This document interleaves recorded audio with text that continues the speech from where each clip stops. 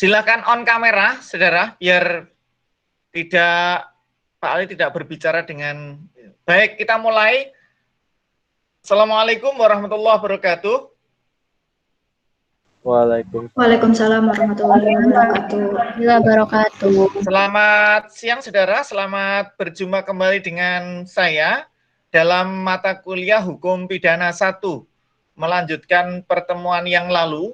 Kalau kemarin kita sudah berbicara soal lex locus delicti atau berlakunya hukum pidana menurut tempat. Nah, sekarang kita akan masuk kepada persoalan pokok dalam hukum pidana. Saudara, jadi persoalan pokok di dalam hukum pidana itu ada 3. Ya. Jadi persoalan pokok dalam hukum pidana itu ada 3. Yang pertama adalah perbuatan, yang kedua adalah orang atau pertanggungjawaban pidana, kemudian yang ketiga adalah pidana. Jadi silakan saudara ikuti dari materi Pak Ali yang ada di Elena, tetapi pada kesempatan ini nyambung. Jadi saudara nanti biar dapat 2. Jadi yang ada di Elena Pak Ali sudah unggah, ini Pak Ali juga akan sampaikan di materi ini kelanjutan dari yang di Elena. Baik, silakan di on kamera ya. Ini nanti ada beberapa yang belum on kamera, silakan on kamera. Saudara sekalian, silakan ikuti dari paparan Pak Ali berikut. Nah, apakah sudah terlihat? Sudah ya?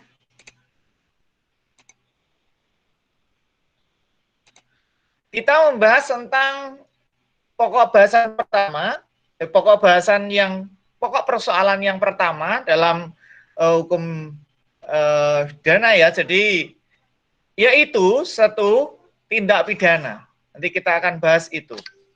Nah, saudara sekalian, tindak pidana sebenarnya apa toh yang dimaksud dengan tindak pidana?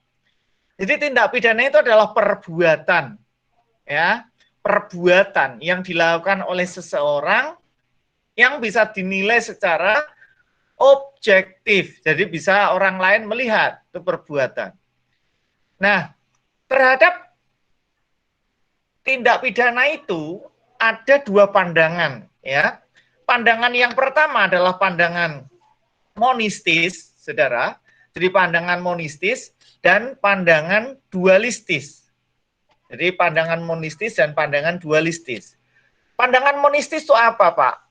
Monistis adalah, ya saudara bisa catat itu, suatu aliran atau ajaran atau pemikiran yang memisahkan atau yang memandang dalam penjatuhan pidana itu tidak memisahkan antara tindak pidana dan kesalahan atau dan pertanggungjawaban pidana. Jadi, saudara sekalian, seperti tadi Pak Ali sudah sampaikan, 3 persoalan pokok di dalam hukum pidana itu, 1 ada TP, 2 ada PJP. PJP ini ada orang mengatakan dengan istilah kesalahan atau orang, ya. Kalau saudara sudah membaca, ya, kalau saudara sudah mengikuti yang di Elena Pak Ali, itu Pak Ali sudah memaparkan apa itu TP PJP yang ada di Elena. Tapi nanti saudara bisa ikuti dari situ, ya. Nah, jadi ada 2 aliran pandangan yang mengatakan bahwa monistis dan dualistis. Kalau monistis itu tidak memisahkan antara TP dan PJP. Ya. Sedangkan kalau dualistis itu memisahkan antara TP dan PJP. Nah, saudara sekalian, baik Pak Ali akan sedikit mengulas yang kemarin yang Pak Ali sampaikan. Pak Ali bukakan.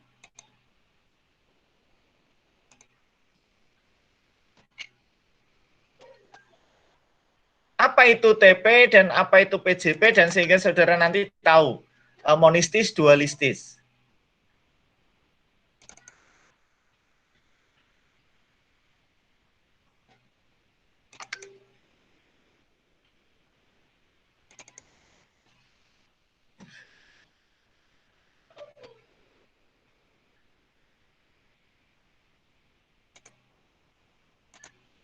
Ya, jadi ini dulu, enggak apa-apa. Nanti sebelum saudara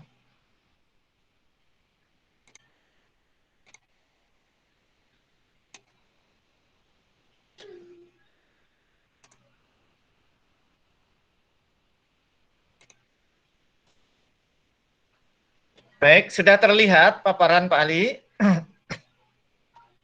Jadi persoalan pokok dalam hukum pidana itu ada 3, yaitu perbuatan yang dilarang menurut undang-undang atau kita sebut dengan istilah TP. Yang kedua adalah pertanggungjawaban pidana atau orang atau kesalahan. Ada yang menyebut dengan istilah kesalahan juga. Ya, pertanggungjawaban pidana atau kesalahan. Yang ketiga adalah pidana. Nah, saudara, tadi yang Pak Ali sudah sampaikan ada monistis atau dualistis, itu berada di sini. Jadi, bagi yang monistis, itu tidak memisahkan antara TP dan PJP.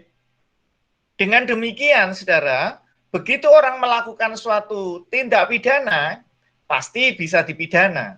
Karena TP-nya itu meliputi keseluruhan. Asalkan TP-nya terpenuhi, maka dia bisa dijatuhi pidana. Nah, beda dengan aliran dualistis. Kalau dualistis mengatakan bahwa pidana itu bisa dijatuhkan apabila ada TP dan PJP. Jadi kalau dia memenuhi TP saja, maka tidak serta-merta yang bersangkutan dijatuhi pidana. Nah, di Elena nanti bisa saudara lihat, itu Pak Ali sudah memaparkan ini secara lebih jauh. Jadi TP, PJP. Saya tidak mengulas lebih jauh agar mempersingkat waktu, saudara. Ya, jadi tapi nanti saudara pelajari dari Elena. Ya. Saya kembali kepada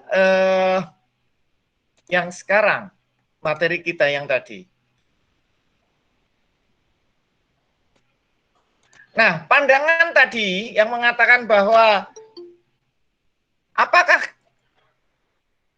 yang dimaksud dengan monistis atau dualistis, saudara? Monistis itu aliran yang memandang bahwa dalam penjatuhan pidana tidak memisahkan antara TP dan kesalahan. Nah, sedangkan dualistis itu berbeda, dia memisahkan antara TP dan kesalahan.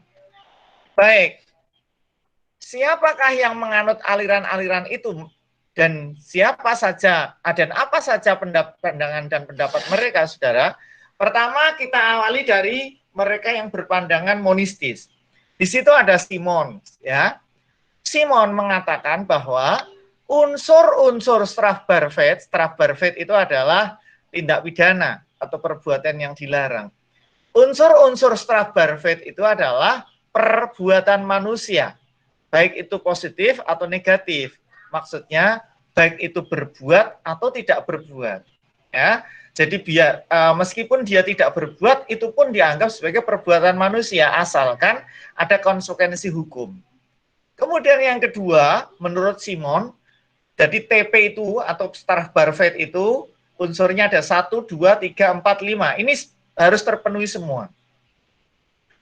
Yang kedua, diancam dengan pidana. Strafbargestel. Jadi yang kedua ini adalah untuk bisa dikatakan sebagai TP, perbuatan manusia tadi, itu harus diancam dengan pidana. Artinya ada aturan yang melarang atau memerintahkan bahwa perbuatan itu harus dilakukan atau dilarang. Kemudian yang ketiga adalah melawan hukum, onrechtmatig, jadi melawan hukum. Kemudian yang keempat dilakukan dengan kesalahan, misskuld in verband staan, jadi kesalahan. Kemudian yang kelima, oleh orang yang mampu bertanggung jawab, toekenningsvaar per persoon. Jadi saudara, itu yang disebut sebagai perbuatan atau tindak pidana menurut Simon. Nah, jadi kalau kita lihat di sini, maka Simon seolah-olah tidak memisahkan antara 1, 2, 3, dan 4, dan 5. Jadi saudara, sebenarnya ini kalau menurut orang-orang dualistis itu dipisah. Yang 1, 2, 3 itu unsur TP, sedangkan yang 4, 5 ini unsur PJP atau unsur orang. Jadi kalau menurut dualistis itu memisahkan, tetapi kalau menurut monistis itu tidak dipisahkan, ya, tidak dipisahkan, jadikan satu. Jadi itu.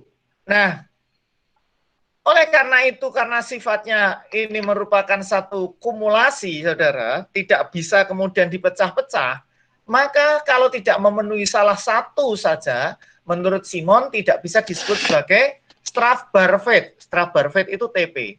Jadi misalnya saja, ada perbuatan manusia, diancam dengan pidana, dilakukan dengan kesalahan, terus oleh orang yang mampu bertanggung jawab.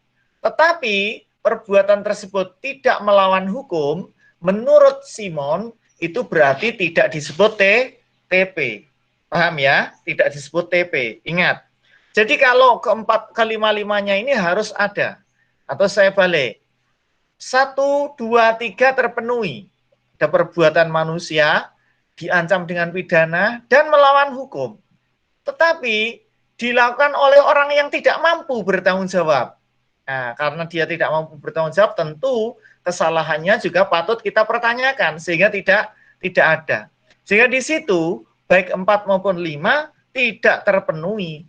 Nah, saudara sekalian, menurut Simon berarti si X itu tidak melakukan tindak pidana karena tidak memenuhi seluruh unsur.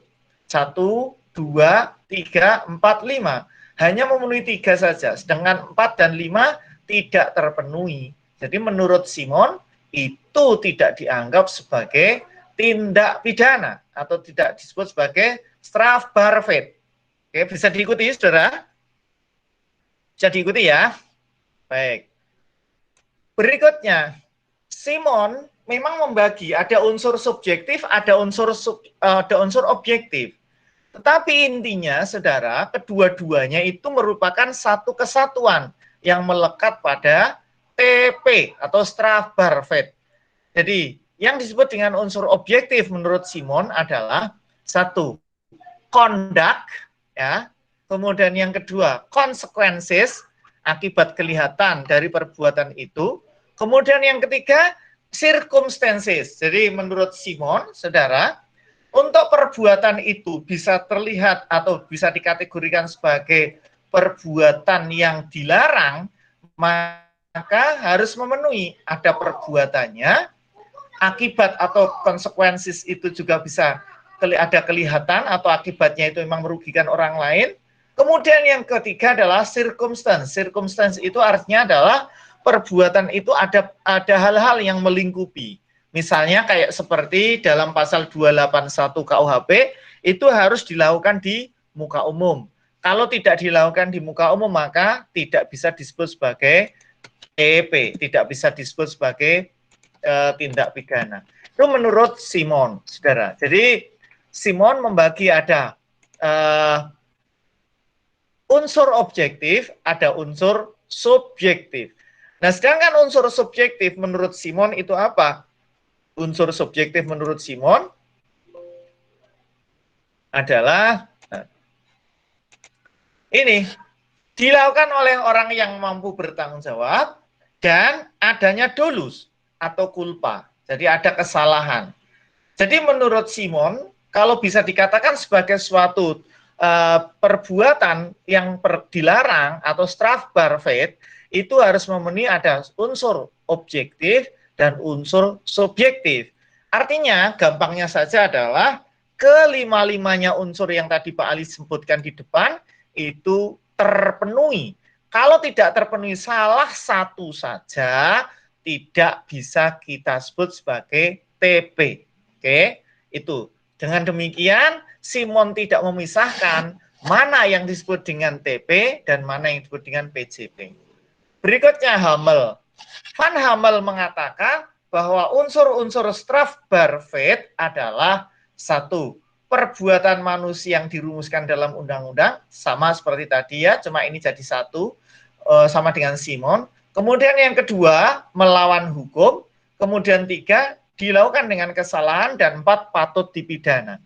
Saudara, sama seperti Simon bahwa Hammel juga tidak memisahkan antara mana unsur yang melekat pada TP dan unsur yang melekat pada PJP atau pertanggungjawaban pidana. Padahal sebenarnya ini sebenarnya terdiri atas dua kondisi yang berbeda. Satu, dua ini adalah melekat pada TP, dipisah kalau bagi orang dualistis ya, dipisah, sedangkan 3 dan 4 kemudian dipisah sendiri. Nah, baik, saudara sekalian, tolong ini konsentrasi ditambah, karena di sini ini materinya semakin berat. Mesker melihat, ini masuk kategori dia juga masih dalam kategori monistis, tindak pidana adalah keseluruhan syarat untuk adanya pidana. Dengan demikian, unsur-unsur tindak pidana adalah satu, perbuatan dalam arti luas, maksudnya itu bisa berbuat atau tidak berbuat. Karena orang tidak berbuat juga sebenarnya merupakan satu perbuatan. Misalnya, ada orang tidak melakukan sesuatu, padahal dia punya kewajiban untuk melakukan sesuatu. Misalnya, seorang yang diminta jadi saksi, ya, kemudian tidak hadir di persidangan, itu berarti dia tidak berbuat. Tidak berbuat itu artinya pasif. Nah, bisa juga dia sebenarnya tidak melakukan sesuatu, misalnya kayak seperti seorang ibu yang tidak memberi minum kepada anaknya yang sedang kelaparan. Kalau begitu itu juga bisa disebut sebagai tindak pidana, meskipun dia tidak melakukan apapun, tidak nusuk, tidak mencekik, ya tidak kemudian tidak, tetapi dia hanya cuma diam saja, tidak memberi makan atau minum kepada anaknya yang kelaparan, akhirnya meninggal. Kayak begitu itu termasuk kategori perbuatan, ya. Kemudian yang kedua, sifat melawan hukum. Sifat melawan hukum ini maksudnya adalah apakah perbuatan itu tertuang di dalam aturan, baik itu aturan yang tertulis atau tidak tertulis, ya. Itu sifat melawan hukum. Kemudian yang ketiga, dapat dipertanggungjawabkan kepada seseorang. Artinya, seorang yang melakukan itu mampu bertanggung jawab atau tidak.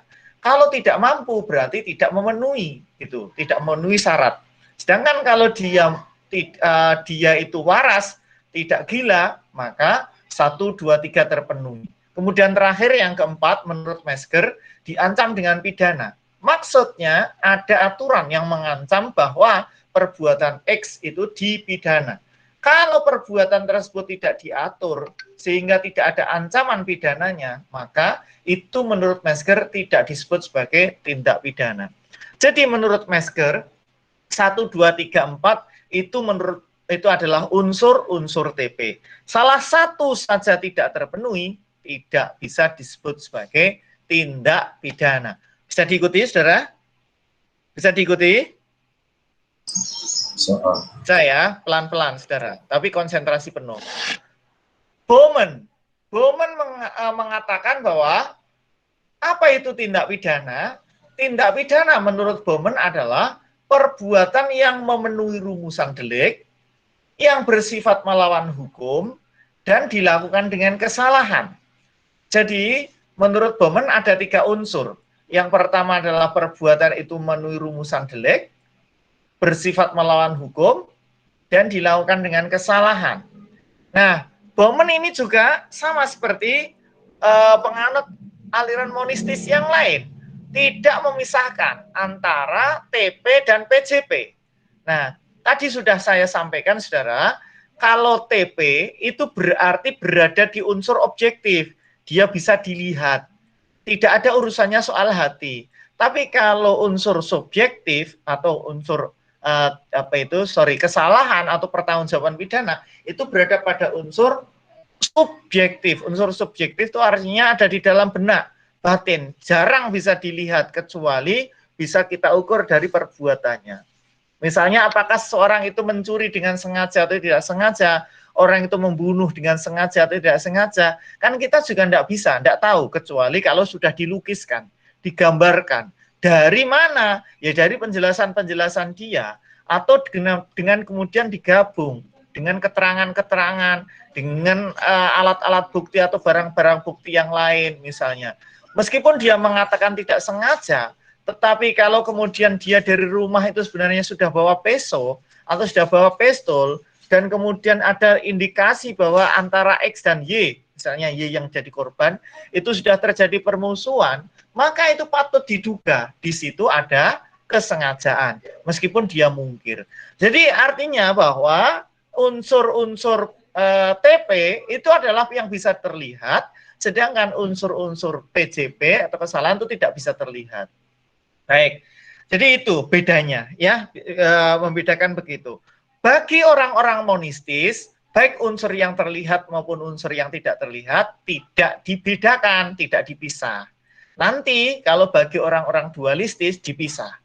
Sekarang Karni, saudara, Profesor Karni melihat bahwa delik itu mengandung perbuatan yang mengandung perlawanan hak, oke, artinya melawan hukum.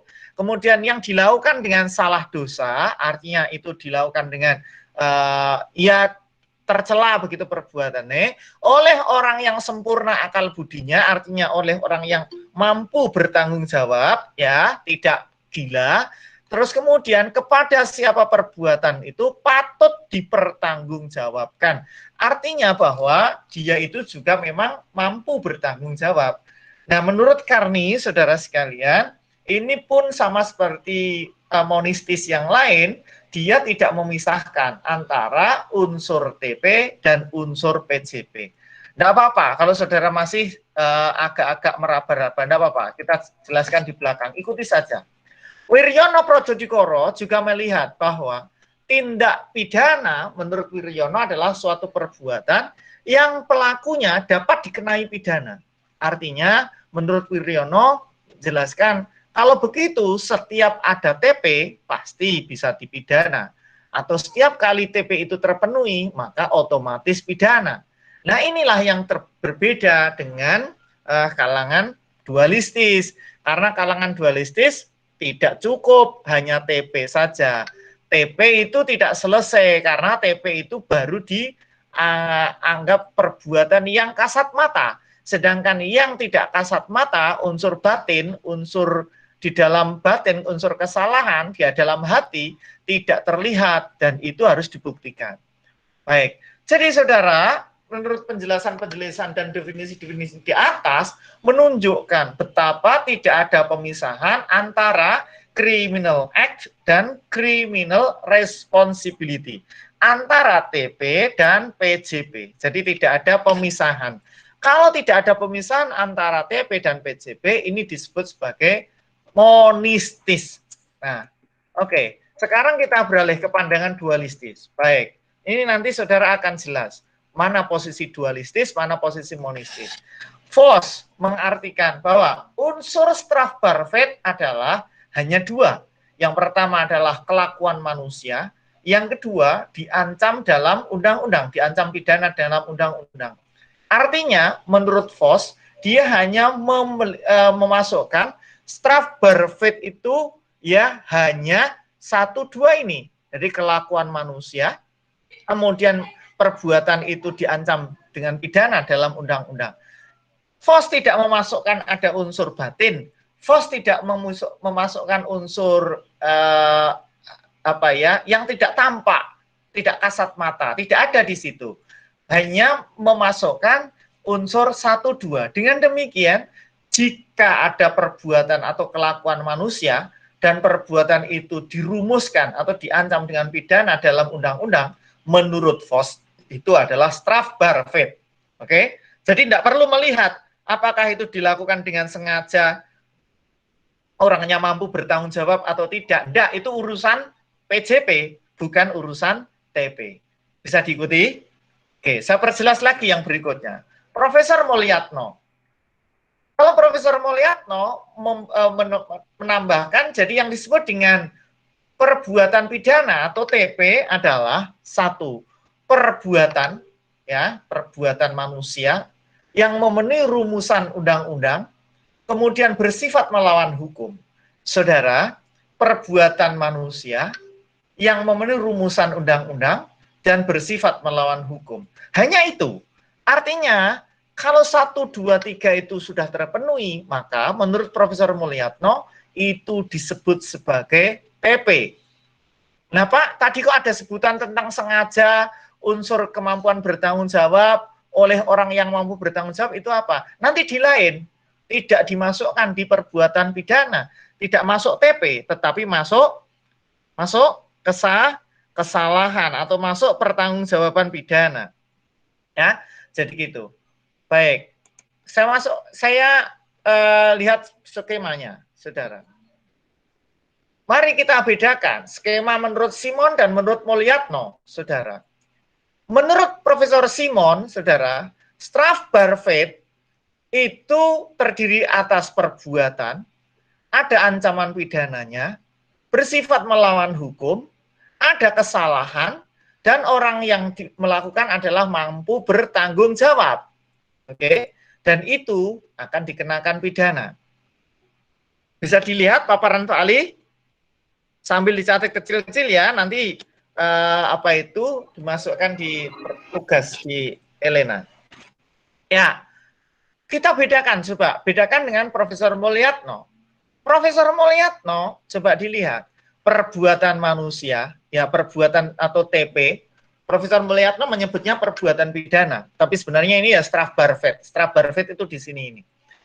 Perbuatan pidana atau TP atau Strafbarvet itu unsurnya adalah 1, perbuatan, 2, memenuhi rumusan undang-undang, yang ketiga bersifat melawan hukum.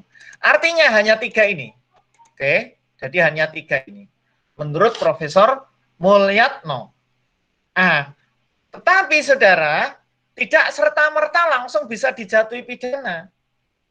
Untuk bisa dijatuhi pidana, maka seorang harus ada kesalahan atau pertanggungjawaban pidana yang unsurnya tadi, yaitu 1, dia mampu bertanggung jawab, dan 2, dia ada dolus atau culpa.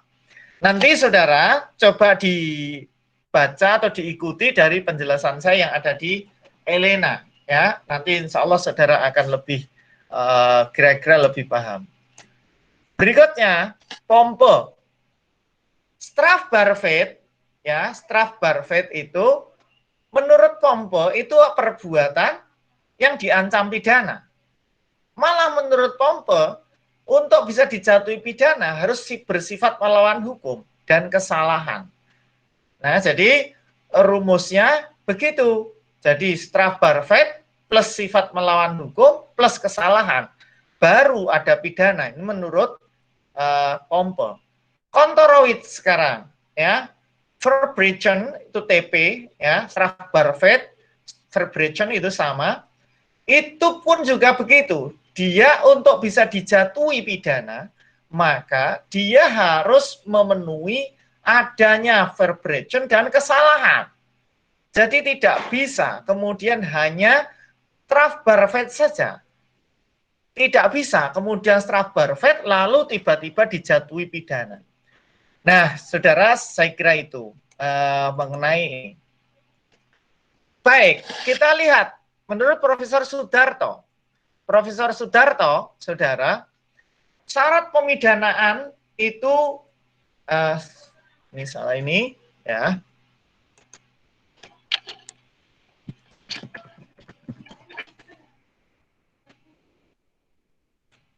Nah, kesalahan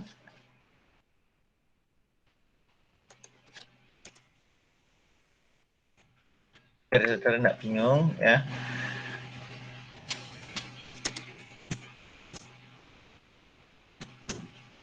Nah, ini yang C. Baik, saudara, menurut Profesor Sudarto, syarat pemidanaan atau dijatuhkannya pidana itu harus ada TP atau perbuatan dan kesalahan, ya, baru kemudian muncul pidana. Nah, perbuatan sendiri, saudara, itu harus memenuhi rumusan undang-undang, bersifat melawan hukum, dan tidak ada alasan pembenar. Sekarang kalau kesalahan itu artinya adalah mampu bertanggung jawab. Ya, ini kurang besar ya.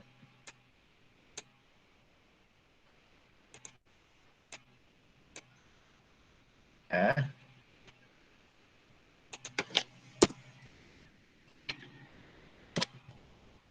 Lulus atau kulpa, kemudian yang terakhir adalah tidak ada alasan pemaaf. Baru kalau itu bisa terpenuhi, yang bersangkutan dijatuhi pidana. Jadi saudara, ini bedanya antara mereka yang menganut menganut aliran monistis dan yang menganut aliran dualistis. Pak Ali juga sudah mencontohkan, saudara sekalian, bagi ketika misalnya ada seorang melakukan suatu tindak pidana, ternyata itu dia gila, misalnya X seorang gila ya, orang gila mencuri misalnya, ya, si X mencuri. Nah, X mencuri di tempatnya Y. Dia perbuatannya jelas, juga diancam dengan pidana. Ada aturan yang melarang, ya, oke. Ternyata dia itu kan orang yang gila. Disitulah perbedaannya. Kalau menurut dualistis, oke, menurut dualistis, kalau saudara ini tadi berdasarkan punyanya Profesor Sudarto saja, kalau menurut dualistis, apakah si X itu bisa dikatakan sebagai tindak pidana, saudara? Bisa. Apakah X bisa disebut sebagai tindak pidana? Bisa, Pak. Nah, saya ambilkan contoh yang ini aja. Saya kemarin sudah. Bisa, Pak. Bentar.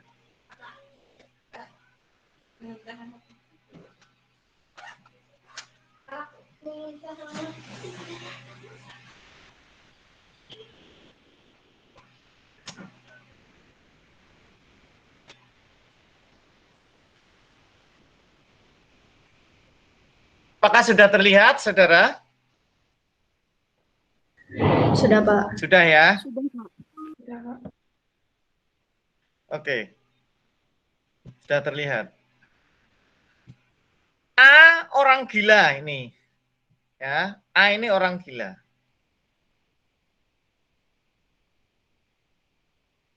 Ini gila. Kemudian mencuri di tempatnya B. Kalau menurut monistis bahwa perbuatan A ini kan sudah memenuhi rumusan undang-undang, bersifat melawan hukum, memenuhi rumusan undang-undang, cuma dia tidak mampu bertanggung jawab. Oke? Dolus culpanya juga tidak. Oke, ya. Paham ya? Saya ulangi. Kalau menurut monistis, unsur-unsurnya kan ada 5 tadi. 1, perbuatan itu bersifat melawan hukum, memenuhi rumusan undang-undang,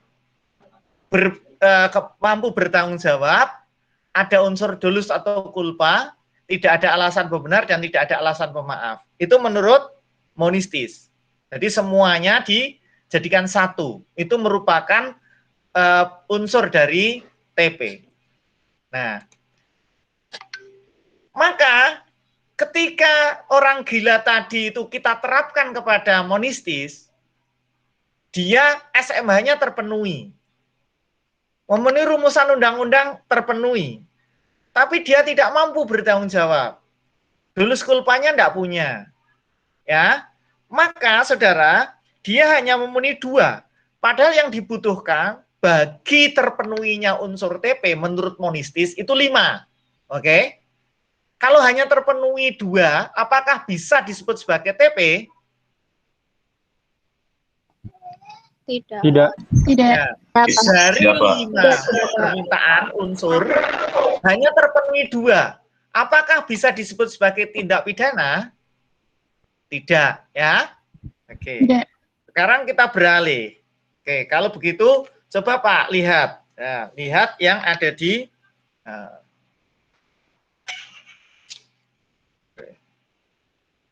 Ini malah lagi. Terlihat paparan Pak Ali? Belum, Pak. Belum, Pak. Belum. Belum, Pak. Belum, Pak. Belum, Pak. Jadi hilang lagi.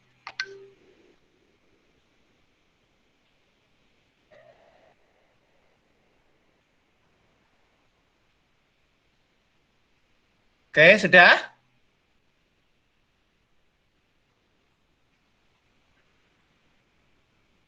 Sudah, Pak. Baik. Sekarang, menurut dualistis, ya, di sini. Menurut dualistis ini kan dipisah. TP-nya sendiri, PJP sendiri. Dari 5 tadi, itu dipecah. Kalau untuk dualistis itu ada dua alasan TP, ada alasan pemaaf dan alasan pembenar. Sehingga menurut dualistis jadi 6. 6 itu dibagi 3-3. TP 3, PJP 3. Bisa diikuti ini dulu? Bisa ya? Bisa. Nah, Bisa, Pak. menurut orang-orang dualistis, TP atau tindak pidana itu unsurnya hanya 3. Itu SMH, sifat melawan hukum, memenuhi rumusan undang-undang, MRUU, dan tidak ada alasan pembenar. Sedangkan kemampuan bertanggung jawab, dolus atau culpa, tidak ada alasan pemaaf, menurut orang-orang dualistis itu masuk ke dalam unsur PJP, bukan TP. Oke? Bisa diikuti ya? Bisa diikuti? Bisa, Pak. Oke. Bisa, Pak. Sekarang kita terapkan. Orang gila yang tadi mencuri. SMH-nya terpenuhi ya, karena dia melakukan tindak pidana pencurian. Memenuhi rumusan undang-undang karena ada pasal yang dilanggar, itu pasal 362 KUHP. Tidak ada alasan pemaaf, dia bukan pejabat yang ada di katakanlah diberi kewenangan khusus untuk misalnya mengambil atau merampas. Ada juga mengambil atau merampas tapi tidak melawan tidak melawan hukum karena ada alasan pembenar. Misalnya apa? Misalnya seorang jaksa kemudian atau seorang penyidik menyita barang, ya, menyita barang. Kan itu sebenarnya mengambil barang milik orang lain, tetapi dia dalam rangka menjalankan tugas sehingga ada alasan pembenar, tidak jadi tindak pidana itu. S1 terpenuhi, 2 terpenuhi, 3 terpenuhi. Tapi dia tidak memenuhi unsur kemampuan bertanggung jawab. Dolus culpanya tidak ada alasan maaf. Menurut orang-orang dualistis, asal 1, 2, 3 itu terpenuhi, maka dengan demikian X telah melakukan suatu tindak pidana. Artinya tindak pidana terpenuhi. Cuma PJP-nya yang tidak terpenuhi. Karena PJP-nya tidak terpenuhi, maka menurut orang-orang dualistis tidak bisa dijatuhi pidana. Karena untuk bisa dijatuhi pidana itu harus ada kumpul antara TP dan PJP. Oke? Paham ya? Ini oke lah, saya beri contoh saja gini. Contoh lagi. Ini kalau monistis.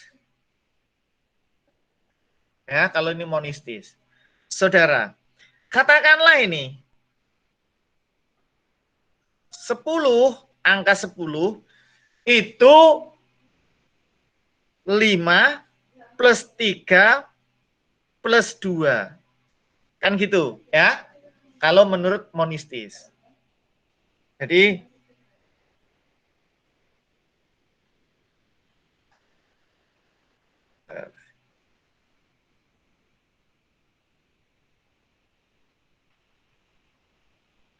nah, jadi menurut monistis, maka begitu terpenuhi 1, 2, 3 ini, maka dia sudah bisa disebut sebagai TP. Oke, benar. Saya dulu aja.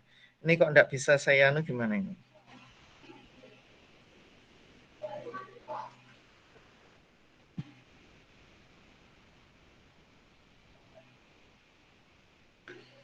Oke. 10 itu sama dengan 7 plus 3, betul ya? 7 plus 3.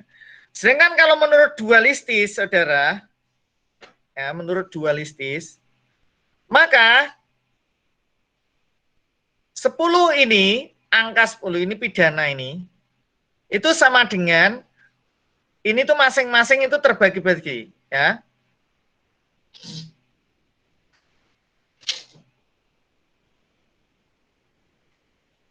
Ini 2, ini 3, 1, ya. 2, 3, 2. Sedangkan ini 1, 1, 1. Oke. Gampangannya begitulah ya. Nah, kalau menurut orang-orang monistis, dualistis, saudara, dipisah antara 7 dan 3. Tapi kalau menurut monistis, saudara, ini itu merupakan satu kesatuan. Menurut satu kesatuan yang harus otomatis jika kemudian itu dia melakukan tindak pidana, ini tuh katakanlah tindak pidana, maka dia langsung dipidana, iki pidana.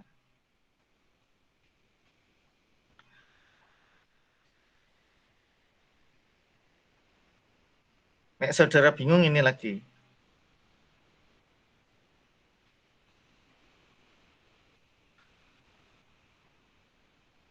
Nah, ini TP. TP itu kesemuanya 10, 10. Katakanlah angka 10 ini kan sama dengan 10. 10 sama dengan 10. Itu monistis. 10 sama dengan 10. Pidana itu jika TP-nya terpenuhi. Tetapi kalau dualistis tidak. 10 itu dibagi. Ada 7, ada 3. Oke. Jadi 7 sendiri itu terdiri atas 2, 3, 2. Yang 3 sendiri itu 1 plus 1. Ini kalau dijumlahkan 3 ya. 1, 1, 1 kan 3. 7 itu 2, 3 tambah 2 kan 7 juga. Oke. Bisa dipahami enggak ini? Ilustrasi saya, ilustrasi Pak Ali. Oke. Jika misalnya ternyata dalam 7 ini, angka 2 ini saya coret. Saya hapus. Gini aja, saya hapus. Oke. Apakah ada angka 7, saudara? Kalau angka 7, kalau angka 2 tadi itu di sini, angka yang di sini tadi itu saya coret, saya hilangkan, apakah 7 ini ada? Ayo konsentrasi, jangan Tidak, Pak. Tidak, Pak. Tidak ada kan? Tidak ada. Ini artinya adalah tadi, katakanlah ini tadi bersifat melawan hukum, memenuhi rumusan undang-undang. Dan ini tidak ada alasan pembenar. Oke, gitu ya. Misalnya gitu. Nah, ternyata angka 2 yang sini tadi saya coret. Maka apakah hasilnya bisa 7? Tidak. Oke. Seandainya sekarang. Oke. Saya ulangi lagi.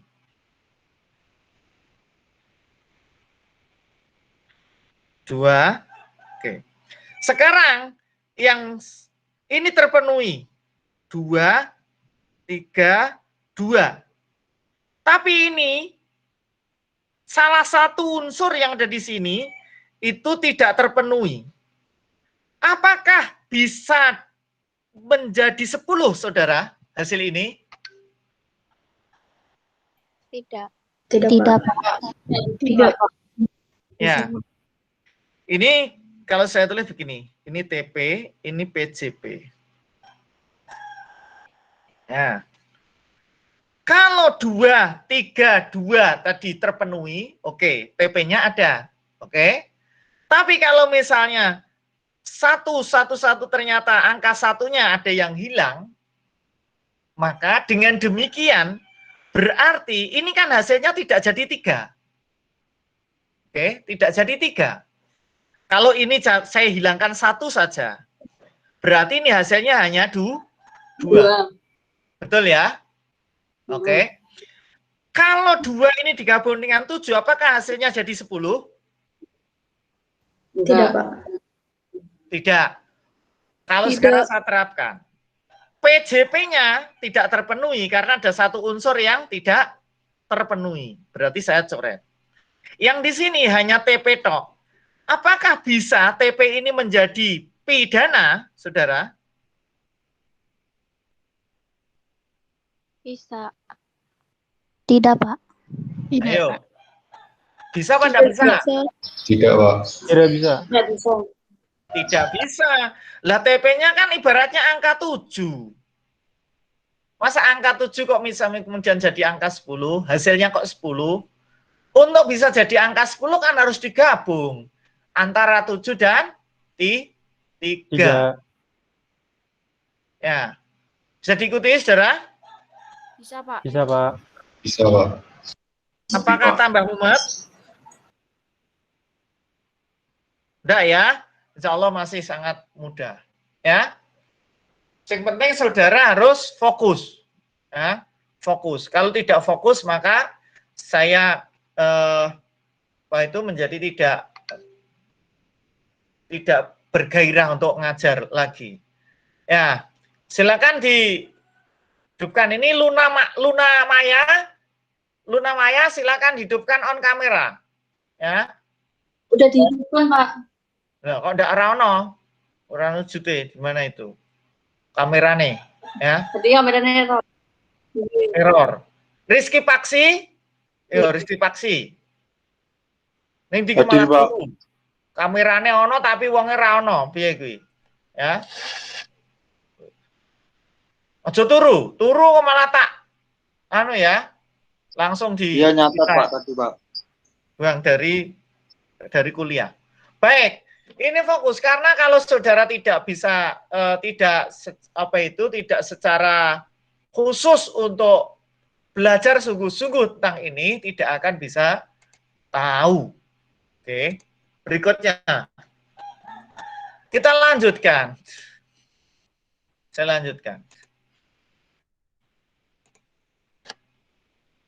Perlu diingat saudara, di negara Anglo-Saxon itu contohnya mana, saudara? Ada yang bisa? Negara Anglo-Saxon itu mana? Anglo itu mana, saudara? Anglo itu Inggris, ya. Ya, Anglo-Saxon.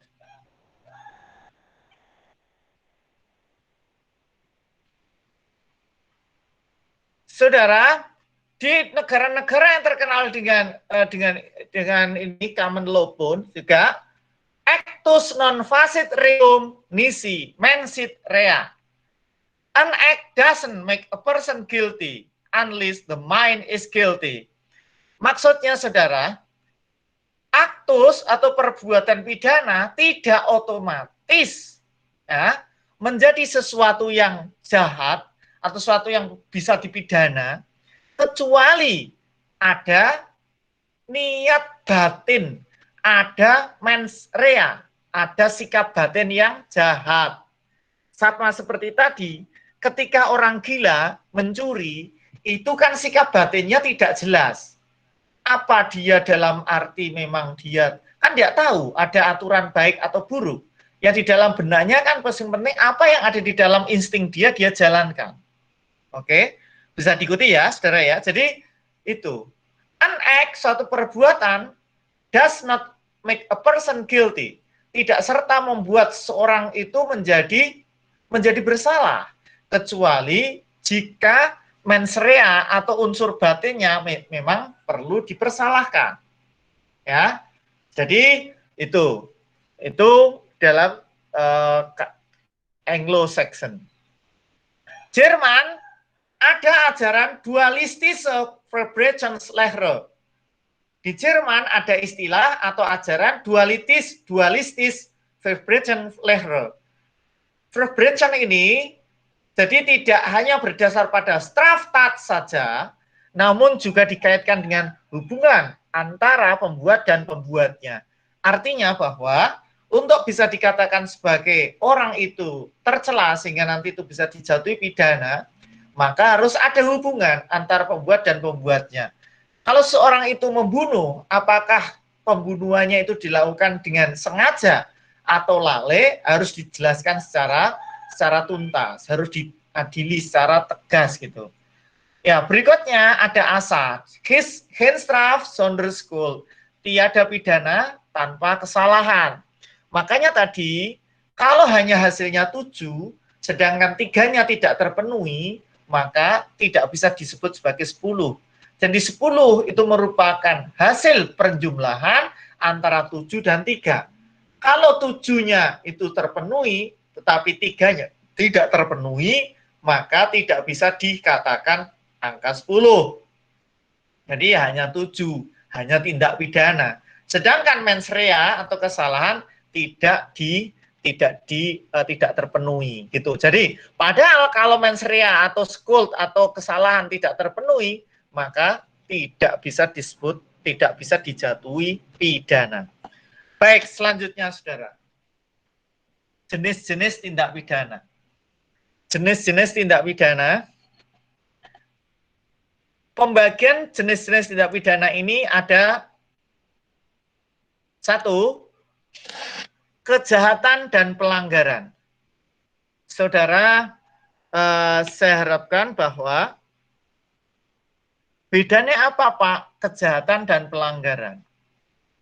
Saudara sekalian, kejahatan itu adalah sesuatu yang sejak lahirnya dianggap sebagai sebagai perbuatan yang patut dicela. Ya, ditulis saudara. Jadi, bedanya apa Pak antara kejahatan dan pelanggaran? Kalau kejahatan, saudara, itu perbuatan yang sejak awal, sejak lahirnya, itu merupakan sesuatu yang patut dicela. Seperti misalnya pencurian, perampokan, pemerkosaan itu ya.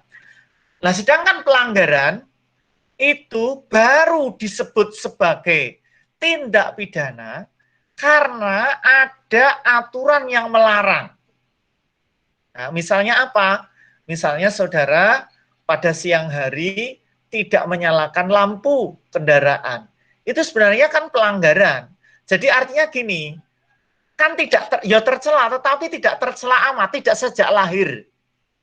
Tidak sejak awal, tidak menyalakan lampu, itu dianggap sebagai sesuatu yang jahat, gitu loh ya. Paham ya? Memakai helm. Sama, ketika orang tidak memakai helm, sebenarnya kan awalnya tidak masalah. Oke? Baru setelah ada aturan, setelah ada undang-undang yang mengatur, maka tidak memakai helm dianggap sebagai sesuatu yang jelek. Bahkan dianggap sebagai tindak pidana. Dan itulah kemudian melahirkan apa yang kita sebut dengan pelanggaran. Jadi pelanggaran itu adalah perbuatan yang baru dianggap sebagai perbuatan yang tercela karena adanya aturan yang melarang. Bisa dipahami, saudara? Bisa? Nah, saya lihat. Bisa, Pak. Ya, saya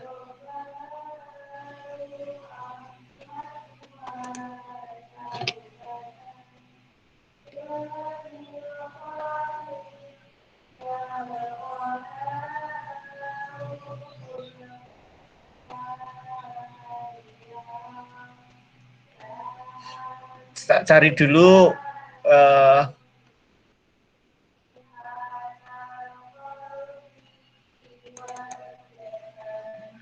nih.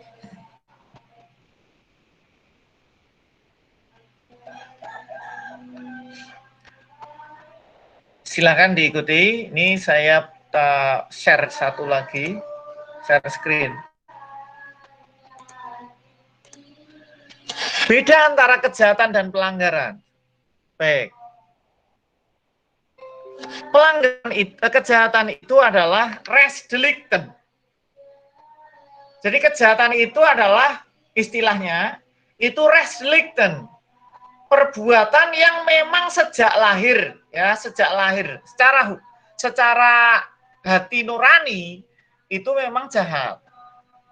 Nah, sedangkan pelanggaran itu adalah perbuatan yang baru menjadi tercela karena adanya wet, adanya aturan, adanya undang-undang, sehingga dia disebut sebagai wet delicten. Kejahatan itu malah per se, atau ada yang mengatakan malah in se, sama, ya. Ya, sama. Malah in se. Sedangkan pelanggaran itu malah kia prohibita. Sambil ditulis ya. Ini ditulis apa enggak? Tulis, Pak. Ya. Berikutnya, saudara. Kejahatan itu adalah perbuatan yang benar-benar bertentangan dengan keadilan tanpa melihat ada atau tidaknya undang-undang. Jadi perbuatan ini dianggap jahat sejak lahir. Di masyarakat manapun, termasuk masyarakat yang paling barbar sekalipun, akan melihat misalnya pembunuhan adalah sesuatu yang sangat jelek, pencurian adalah sangat jelek, pemerkosaan, perampokan adalah sangat jelek, gitu. Bahkan di kalangan para penjahat sekalipun, sebenarnya dia juga mengakui kalau pencurian itu ya jelek, merampok itu ya jahat, gitu. Bisa dipahami, saudara? Artinya ini ukuran di dalam batin. Apakah jadi kalau misalnya katakanlah perbuatan itu pencurian, perampokan itu ya, tapi kalau tidak pakai helm, kemudian dia melanggar marka jalan, kemudian dia katakanlah pemabukan di tempat umum, itu ya, itu pelanggaran. Ya, oke. Meskipun mabuk sendiri, kalau menurut ajaran agama ya jelas, itu jelas sebuah dosa. Dan jelas kalau kita dulu pernah Pak Ali bahas, apakah kejahatan itu sama dengan dosa? Memang ada dosa yang memang kejahatan dan dosa yang memang tidak jahat. Karena di dalam KUHP itu kan tidak semuanya merupakan bagian atau apa ya, inventarisasi dosa. Contohnya apa, Pak? Contohnya tadi, kalau misalnya soal mabuk gitu ya, pemabukan. Mabuk itu kan jelas dilarang di dalam agama di dalam agama ya, agama Islam terutama. Tetapi di KUHP kita kan enggak. Yang dilarang adalah ketika mabuk mengganggu ketertiban umum.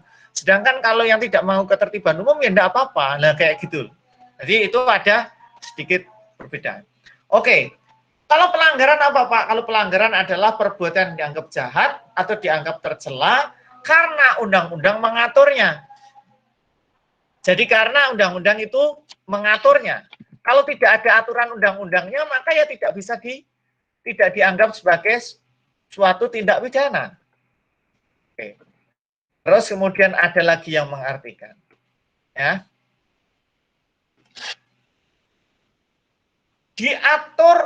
Diancam dengan pidana yang lebih berat. Kalau kejahatan itu diancam dengan pidana yang lebih berat, sedangkan kalau pelanggaran diancam dengan pidana yang lebih ringan. Oke. Nah, terus saudara sekalian, perbedaan yang berikutnya adalah diatur, kalau kejahatan itu diatur di buku 2 KUHP, sedangkan kalau pelanggaran diatur di buku 3. Terus kemudian perbedaan berikutnya adalah ya karena memang disebut demikian oleh undang-undang. Ada yang menyebut undang-undang, misalnya perbuatan A dianggap kejahatan, perbuatan B dianggap pelanggaran. Ada. Misalnya apa, Pak? Misalnya adalah tindak pidana KDRT. Ada perbuatan tertentu yang dianggap kejahatan, ada yang dianggap pelanggaran. Nah, saudara sekalian, memang yang biru-biru tadi, yang atas 1, 2, 3, 4 itu adalah perbedaan teoritis. Perbedaan secara teori. Sedangkan kalau perbedaan secara praktis atau yuridis, itu yang Pak Alis hitam ini. Jadi, kalau soal masalah teori, berarti ternyata kadang juga ada perbedaan dengan yang ada di teori dan yang ada di praktek. Misalnya begini, kalau secara teori bahwa kejahatan itu ancamannya lebih berat, sedangkan pelanggaran ancamannya lebih ringan. Ternyata di dalam KUHP sendiri itu ada kejahatan yang ancaman pidananya ringan, tapi masuk kategori kejahatan. Sedangkan ada juga yang ancaman pidananya 1 tahun, tapi masuk kategori pelanggaran. Nah, saudara cek nanti di dalam KUHP. Ini sudah saya minta kemarin ada tugas, semoga saudara sudah mulai melaksanakan tugasnya Pak Ali, yaitu membaca dan direkod. Sudah pada membaca, saudara? Sudah, Pak. Sudah, Pak. Oke, Sudah, alhamdulillah. Pak. Kalau memang sudah, semoga saudara ya nanti segera kemudian dikumpulkan di komtingnya masing-masing. Nah, saudara sekalian, jadi gitu. Nah, terus Pak, kalau begitu yang paling gampang apa? Ya paling gampang adalah pembedaan secara faktual atau yuridis. Terus bagaimana Pak cara membedakan pelanggaran dan kejahatan? Gampangnya, apa-apa atau tindak pidana perbuatan yang diatur di dalam buku 2 KUHP, semua adalah kejahatan. Sedangkan yang diatur di buku 3 KUHP adalah pelanggaran. Saudara sudah tahu kan bahwa KUHP itu ada berapa buku, saudara? Ada berapa buku? Ada 3 buku. Ada 3 buku. Baik. Buku 1 tentang Aturan umum. buku 1 tentang aturan umum atau ketentuan umum. Sedang buku 2 tentang kejahatan. Buku 3 tentang pelanggaran. Nah, itu yang saya maksud atau Pak Ali maksud bahwa kalau itu kejahatan, itu berarti masuk di buku 2. Setiap perbuatan yang masuk di buku 2 berarti itu kejahatan. Sedangkan kalau yang masuk di buku 3 berarti itu adalah pelanggaran. Oke, jadi itu perbedaannya ya. Berikutnya, Pak Ali akan berikutnya. Lanjutkan. Jadi, jenis-jenis tindak pidana yang pertama, itu ada yang membagi kejahatan dan pelanggaran. Yang kedua, ada yang membagi delik formil dan delik material. Apa artinya delik formil dan delik material, saudara? Delik formil, ini saudara tulis ya, delik formil adalah delik atau tindak pidana yang perumusannya menitik beratkan pada perbuatan. Yang perumusannya menitik beratkan pada perbuatan. Tidak mensyaratkan adanya akibat. Oke, tidak mensyaratkan adanya akibat. Sedangkan delik material adalah delik yang perumusannya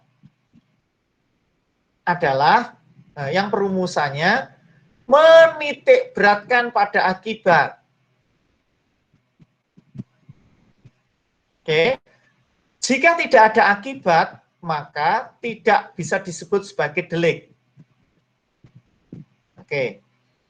Misalnya contoh, formil itu misalnya adalah misalnya apa? Penipuan atau berkata bohong lah ya, hoax itu, berkata bohong. Orang memberikan informasi palsu atau berkata bohong. Tidak perlu ada akibat. Begitu orang sudah share berita bohong, hoax, itu sudah dianggap menyebarkan berita bohong. Tanpa harus ada orang yang, misalnya akibat berita bohong itu kemudian orang menjadi bertengkar atau kemudian menjadi tidak percaya atau menjadi kerusuhan massal misalnya. Misalnya ada berita hoax bahwa ada seorang, katakanlah, mohon maaf, misalnya ras tertentu kemudian dipukuli, dikeroyok oleh ras tertentu di Indonesia ini ya. Kalau ras, sara itu kan urusannya soal luar biasa, bisa langsung meledak gitu. Nah, kemudian memang itu nanti ada kerusuhan atau tidak ada kerusuhan, orang yang menyebarkan hoax ini itu sudah disebut sebagai tindak pidana tanpa harus ada akibat. Sedangkan kalau delik material itu misalnya adalah pembunuhan. Pembunuhan itu harus ada akibat.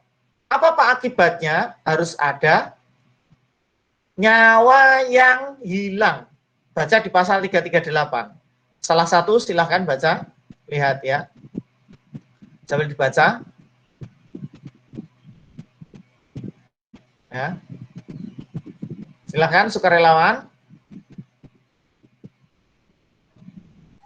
Pasal 338, barang siapa sengaja merampas nyawa orang lain diancam karena pembunuhan dengan pidana penjara paling lama 15 tahun. Ya, di situ ada merampas nyawa. Artinya harus ada akibat, harus ada nyawa yang hilang.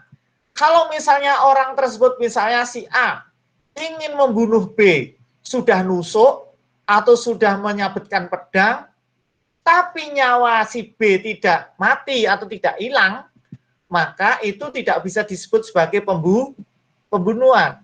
Betul enggak? Si A menusuk si B, niatnya A ini untuk membunuh B.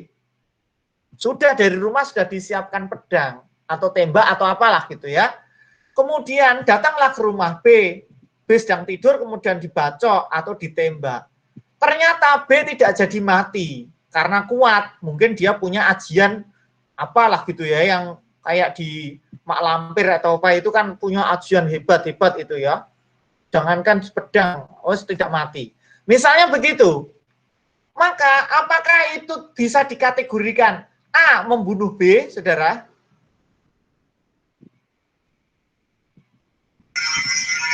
Tidak, Pak. Tidak bisa A dikatakan membunuh B. Paling pol seandainya ada adalah percobaan, gitu ya. Itu namanya delik material.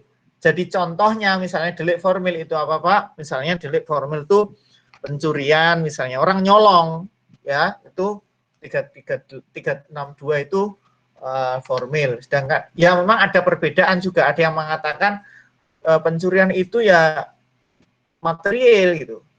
Misalnya penipuan saja lah gitu, nipu, orang berkata bohong itu saja. Sedangkan kalau delik material itu delik yang harus ada akibat, misalnya kayak pembunuhan.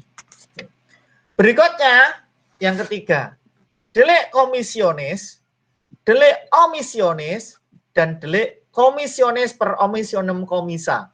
Ini harus saudara hafalkan. Ya, delik komisionis, komisionis itu maksudnya adalah melanggar larangan. Ada larangan kok dilanggar, dilakukan, maka itu disebut delik komisionis. Ingat, dulu Pak Ali waktu awal menyampaikan bahwa delik Pak Ali dulu kan menyampaikan bahwa di dalam KUHP sebenarnya isinya kan ada perintah, ada larangan, kan gitu. Normanya isinya kan gitu. Norma perintah apa larangan, tidak boleh atau memerintah.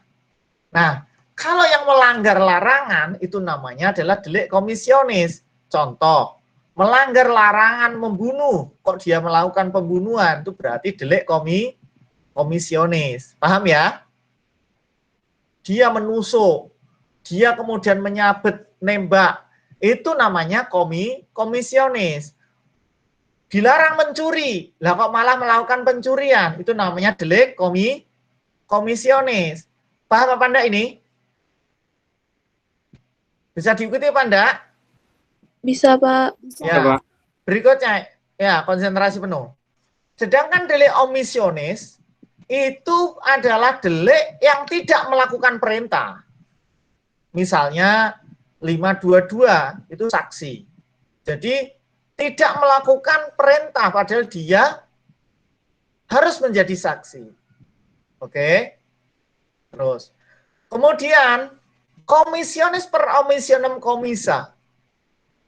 Ya, ada delik yang ketiga selain komisionis dan omisionis. Ternyata ada delik komisionis per omisionem komisa. Apa ini? Orang lebih sering menyebut dengan istilah delik pembiaran. Ya, melakukan melanggar larangan tetapi dengan cara tidak berbuat. Saya ulangi, melanggar larangan tetapi tidak berbuat. Contohnya apa, Pak? Tadi Pak Ali sudah di awal mencontohkan. Seorang ibu yang membunuh anaknya dengan cara tidak memberi makan, tidak memberi ASI, tidak memberi minum, sampai akhirnya kelaparan atau kehausan dan kemudian dehidrasi mati. Dia itu melakukan pembunuhan, tapi kan tidak melakukan sesuatu. Oke? Tidak ada gerakan. Paham ya? Tidak lalu kemudian dia mencekik yanda, dia kemudian menusuk yanda. Tetapi dengan dia tidak memberi ASI, itu yang menyebabkan si bayi menjadi mati. Paham? Oke. Penjaga rel kereta api yang tidak menutup palang saat kereta api lewat. Jadi pasal 194 itu ada perintah.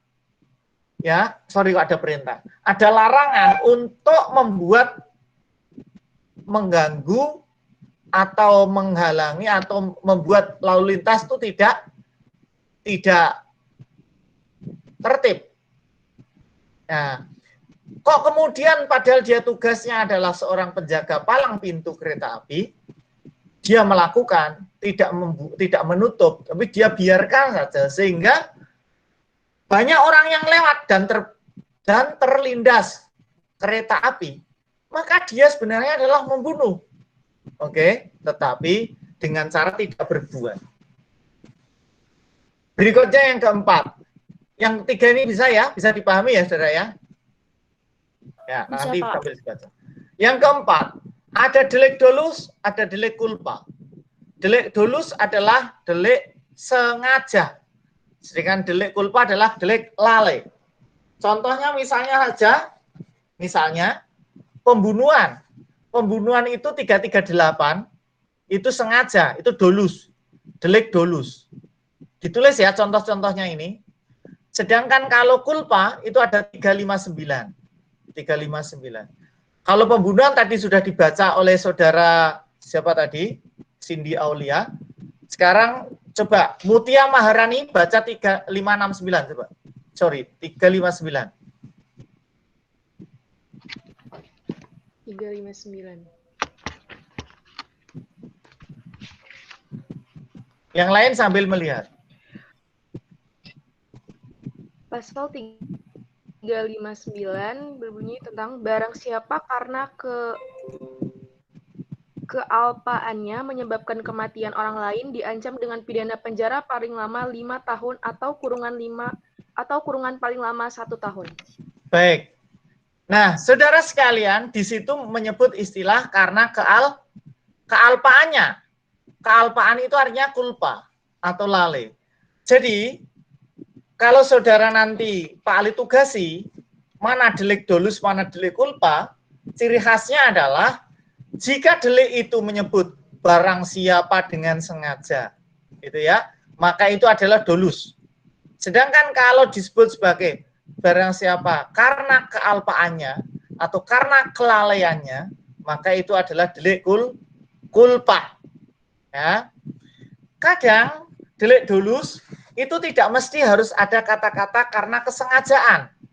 Kadang, ya, misalnya barang siapa merampas nyawa orang lain, misalnya gitu. Kata-katanya kan merampas nyawa orang lain. Ya, merampas ini terkandung maksud mesti dengan sengaja. Dengan demikian adalah dia dolus. Paham? Paham ya? Jadi gitu. Ada kalanya kesengajaan itu bisa kita lihat dari aspek kata kerjanya. Misalnya, barang siapa melakukan pembakaran. Membakar itu berarti dolus karena sengaja. Meskipun di situ tidak ada kata-kata barang siapa dengan sengaja. Oke? Itu ya, itu. Jadi nanti bisa dilihat itu. Gampangnya begini, saudara. Kalau yang kealpaan atau kulpa, saudara, delik kulpa, selalu ada kata-kata karena kealpaannya atau karena kelalaiannya. Tapi kalau yang tidak ada itu, berarti itu disebut sebagai delik dolus, gitu saja. Paham? Kalau delik kulpa itu selalu dirumuskan dengan istilah barang siapa karena kealpaannya atau karena kelalaiannya. Nah, itu delik kulpa. Kalau dengan demikian, kalau kita balik, Pak, kalau tidak ada karena kealpaannya itu atau karena tidak ada begitu, berarti delik apa, Pak? Langsung kita sebut delik dolus. Paham? Oke. Selanjutkan. Semoga selesai. Delik pembagian berikutnya adalah delik tunggal dan delik berganda. Enkelvoorde dan samengestelde. Delik tunggal itu apabila dilakukan hanya sekali. Misalnya penadahan 480. Tapi kalau penadahan itu dilakukan berulang kali, dalam hal ini adalah sebagai kebiasaan, maka itu disebut sebagai delik berganda. Nah, tentu, saudara, itu masuk pasal sendiri. Karena kalau tidak disebut seperti pasal 481 begini, tidak disebut khusus ini, namanya nanti perbuatan berlanjut. Nah, saudara, nanti akan saya jelaskan lagi. Karena ada perbuatan berlanjut. Misalnya orang mencuri, hari ini mencuri, besok lagi mencuri, 10 hari lagi mencuri, 3 bulan lagi mencuri, 4 bulan lagi mencuri, lalu kemudian tertangkap di yang ke-4 bulan tadi, ketika disidik, kok kemudian dia terungkap bahwa dia telah melakukan banyak pencurian, itu namanya perbuatan berlanjut. Ya, beda ya dengan tadi penadahan. Kenapa begitu, Pak? Karena di dalam undang-undang kita tidak ada pencurian sebagai mata pencarian atau sebagai kebiasaan. Jadi beda sebagai kebiasaan. Kalau di dalam 481 memang ada rumusan tersendiri yang mengatakan bahwa penadahan sebagai kebiasaan itu pidananya sekian. Lah tadi Pak, kenapa pencurian tidak dianggap kebiasaan padahal dia berkali-kali? Ya karena memang tidak ada aturan, tidak ada mengatur tentang pencurian sebagai kebiasaan. Oke, nah tapi Pak bisa dipidana enggak? Bisa, namanya perbuatan pencurian berlanjut. Nanti ada pasal sendiri, ya, ada pasal sendiri. Baik, Begitu. Yang keenam, delik berlangsung terus, voortdurende, dan delik yang tidak berlangsung terus, ya, niet voortdurende delikten. Voortdurende delikten itu keadaan yang dilarang itu berlangsung terus. Misalnya contoh adalah penyekapan, perampasan kemerdekaan.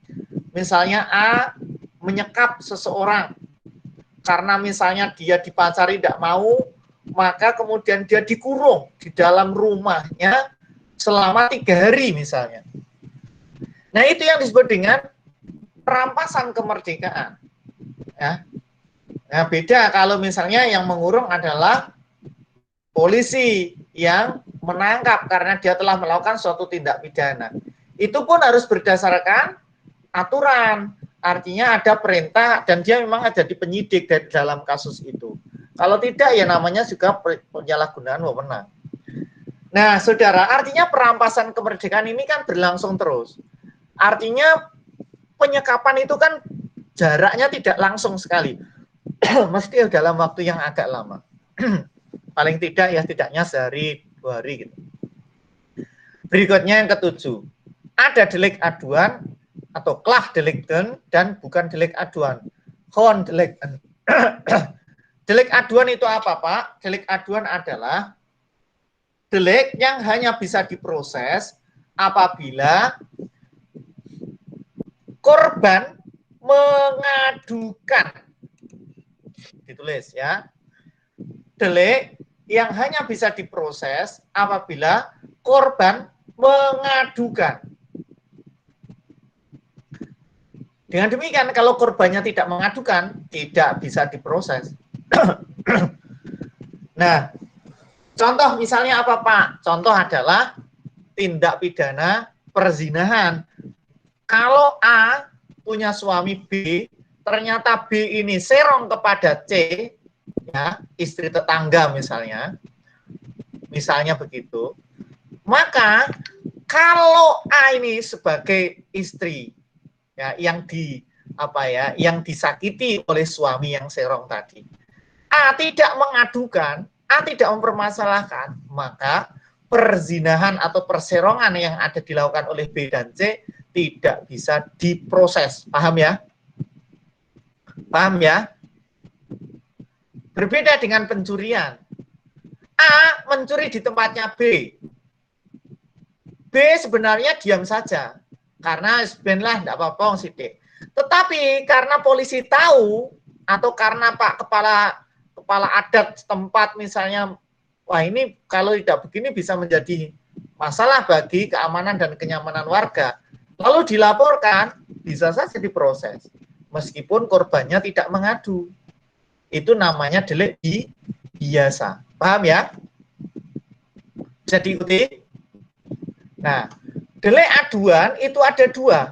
Ada delik aduan absolut, ada delik aduan relatif. Delik aduan absolut itu tadi, yang paling sebut, pasal 284, perzinahan. Kalau B tadi, si istri yang disakiti tadi, tidak mengadukan, maka tidak akan bisa diproses. Hanya B loh, itu namanya absolut. Satu-satunya orang yang hanya bisa mengadukan hanya B. Oke? Itu namanya absolut. Begitupun misalnya penghinaan. Penghinaan itu juga absolut. Kalau misalnya A menghina B, B-nya tidak masalah. B-nya tidak masalah, tidak mengadukan, maka tidak bisa diproses. Beda kalau terkait dengan delik aduan yang relatif. Delik aduan relatif ini ada satu contoh, yaitu pencurian di lingkungan keluarga. Misalnya anak, ya, seorang anak mencuri di rumah orang tuanya. Orang tuanya itu ada A, B, ada mbahnya di situ juga. Nah, misalnya yang mengadukan itu tidak hanya si yang berhak mengadukan, tidak hanya B orang tua atau C ibunya, tetapi juga bisa mbahnya. Oke, sebagai satu pelajaran. Tetapi di luar dari hubungan keluarga, utamanya adalah keluarga yang serumah, tidak bisa. Misalnya tetangganya yang ikut melaporkan, tidak bisa. Kenapa begitu? Karena ini merupakan delik aduan. Delik aduan itu hanya bisa diadukan oleh korban. Nah, cuma tadi karena relatif, jadi yang bisa melaporkan tidak hanya satu orang. Perbedaannya gampangnya adalah kalau yang bisa mengadukan itu lebih dari satu orang, itu namanya delik relatif, delik aduan relatif. Tapi kalau yang mengadukan itu hanya satu-satunya orang, maka itu disebut sebagai delik aduan absolut, ya. Baik, lanjutkan. Ada delik sederhana, ada delik yang ada pemberatannya. Delik sederhana itu misalnya delik penganiayaan biasa. Penganiayaan biasa artinya ya bukan sederhana dalam arti dia itu dianggap sepele, bukan, tetapi pidananya adalah ya begitu penganiayaan, begitu ringan. Tetapi kalau penganiayaan itu akhirnya si A atau si A menganiaya B, B akhirnya luka berat atau bahkan meninggal, maka itu adalah delik yang ada pemberatannya. Beda lagi pidananya. Pencurian misalnya 362. Kalau nyuri biasa gitu ya, nyuri biasa gitu, nyolong, itu delik biasa atau delik sederhana. Tapi kalau nyolong di tempat yang tertutup, masuk ke dalam ruang rumah yang dipagari, melompat pagar dan sebagainya, itu namanya delik yang ada pemberatannya. Yang ke-9, kejahatan biasa dan kejahatan ringan. Kejahatan biasa itu kejahatan yang tadi misalnya kayak yang tingkat kerugiannya atau jenis kerugiannya itu rata-rata, ya. Tapi kalau kejahatan ringan itu adalah kejahatan yang kerugiannya sangat kecil, ya. Kalau ukuran sekarang, kalau di dalam KUP itu sebenarnya di bawah 250 rupiah. Tetapi sekarang 250 rupiah itu kan tidak ada. Masa ada orang nyolong di bawah 250 rupiah? Tidak ada. Orang nipu kok di bawah 250 ya tidak ada. Penadahan ya tidak ada. Tetapi sekarang berdasarkan perma itu harus dikalikan 10.000. Berarti 2.500.000. Jadi kalau orang mencuri di bawah 2.500.000, maka itu dianggap kejahatan biasa. Ringan. Saya lanjutkan secara cepat, saudara. Tinggal hanya beberapa. Subjek tindak pidana. Di dalam KUHP, saudara, subjek hukum pidana. Subjek hukum pidana itu apa? Subjek hukum pidana adalah pemangku hak dan kewajiban pada hukum pidana. Subjek hukum pidana adalah pemangku hak dan kewajiban dalam hukum pidana. Nah, pemangku hak atau orang yang bisa dilekati hak dan dikenai kewajiban. Dalam hukum pidana dikenal dua subjek.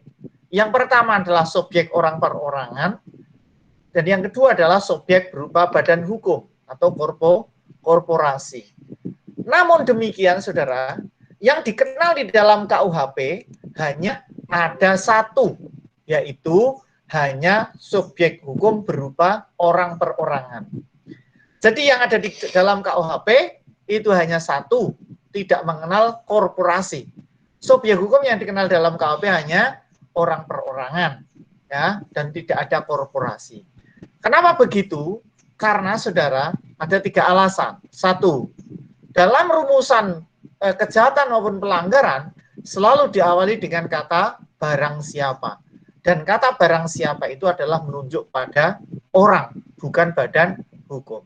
Kemudian yang kedua, jenis pidana yang ada di dalam pasal 10 KUHP hanya cocok diterapkan pada orang, bukan pada perusahaan, bukan pada badan hukum. Badan hukum itu perusahaan, PT gitu ya, atau kumpulan orang, itu badan hukum.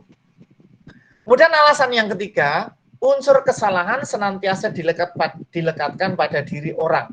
Misalnya dengan sengaja, dia mampu bertanggung jawab, itu ada di orang perorangan, tidak berada di korporasi.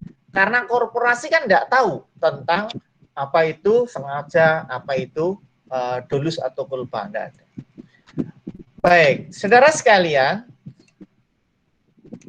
ternyata perkembangan sekarang, saudara, sebelum perkembangan, saudara, ternyata di dalam KUHP ada beberapa pasal yang di situ menyatakan ada seolah-olah menyebut korporasi. Misalnya pasal 59, pasal 169, kemudian pasal 398, pasal 399. Ini saudara catat ya. Pasal 59, 169, 398, 398, dan 399. Seolah-olah pasal-pasal ini itu menyebut atau menyinggung soal korporasi.